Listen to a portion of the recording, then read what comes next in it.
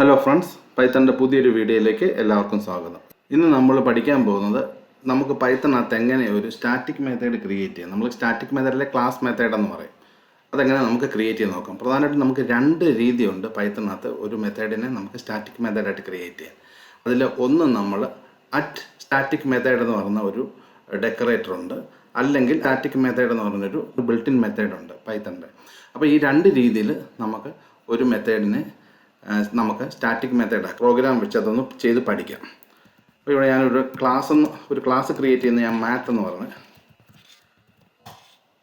ഇതിനകത്ത് ഞാൻ ആഡ് എന്ന് പറഞ്ഞൊരു ഫംഗ്ഷൻ ക്രിയേറ്റ് ചെയ്യുന്നു. രണ്ട് പാരാമീറ്റർ അത് അക്സെപ്റ്റ് ചെയ്യുന്നു, റിട്ടേൺ പറയുന്നു a+b. സോ ചെറിയൊരു ഫംഗ്ഷനാണ്.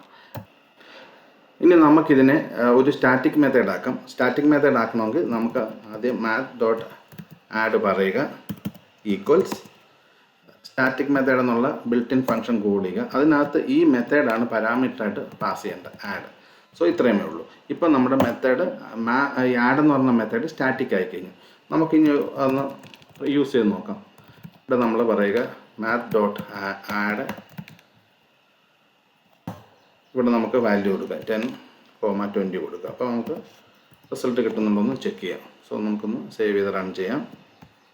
നമുക്കവിടെ റിസൾട്ട് കിട്ടിയിട്ടുണ്ട്. ഇനി നമ്മൾ ഡെക്കറേറ്റർ വെച്ചിട്ടാണ് ആക്കുന്നത്. ഇതാണ് കുറച്ചുകൂടെ പുതിയ രീതിയിൽ, നമ്മൾ നൂതനമായ രീതി എന്ന് പറയും. ഇവിടെ നമ്മൾ സ്റ്റാറ്റിക് മെത്തേഡ് എന്ന് പറയുകയാണ്. ഇവിടെ ബ്രാക്കറ്റൊന്നും വേണ്ട, ഇത്ര മാത്രമേ ഉള്ളൂ. നമുക്ക് സേവ് ചെയ്യുക, നമുക്കൊന്ന് റൺ ചെയ്ത് നോക്കാം. സോ നമുക്കവിടെ റിസൾട്ട് കിട്ടണം. അപ്പം പ്രധാനമായിട്ടും നമ്മൾ ഓർത്തിരിക്കേണ്ട കാര്യം, പൈത്തണിൽ ഒരു മെത്തേഡിനെ നമുക്ക് ക്ലാസ് മെത്തേഡ് അല്ലെങ്കിൽ സ്റ്റാറ്റിക് മെത്തേഡ് ആക്കാൻ രണ്ട് രീതിയുണ്ട്. ഒന്ന് സ്റ്റാറ്റിക് മെത്തേഡ് എന്നുള്ള ഡെക്കറേറ്റർ യൂസ് ചെയ്ത്, രണ്ടാമത്തെ രീതി എന്ന് പറഞ്ഞാൽ ഇൻബിൽട്ട് മെത്തേഡ് ഉണ്ട്, സ്റ്റാറ്റിക് എന്ന് പറഞ്ഞ മെത്തേഡ്. അതാണ് നമ്മൾ ആദ്യം ചെയ്ത് നോക്കിയത്. അപ്പോൾ ഈ സ്റ്റാറ്റിക് മെത്തേഡ് എന്ന് പറഞ്ഞ ഒരു മെത്തേഡ് വെച്ച് നമുക്ക് ഒരു മെത്തേഡിനെ നമുക്ക് സ്റ്റാറ്റിക് മെത്തേഡ് ആക്കാം, അല്ലെങ്കിൽ സ്റ്റാറ്റിക് മെത്തേഡ് എന്നുള്ള ഡെക്കറേറ്റർ വെച്ചും ആക്കാം. സോ ഈ വീഡിയോ നിങ്ങൾക്ക് ഇഷ്ടപ്പെട്ടെന്ന് വിചാരിക്കുന്നു. വീഡിയോ ഇഷ്ടപ്പെട്ടാൽ വീഡിയോ ലൈക്ക് ചെയ്യുക, ചാനൽ സബ്സ്ക്രൈബ് ചെയ്യുക. Thank you.